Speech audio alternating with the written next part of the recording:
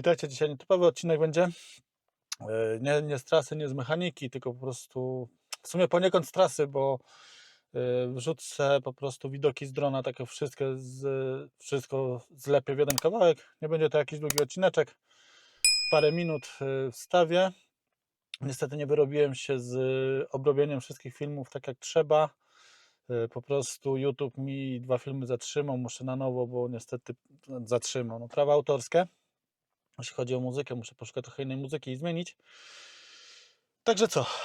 Zapraszam do obejrzenia tego, co mam do pokazania.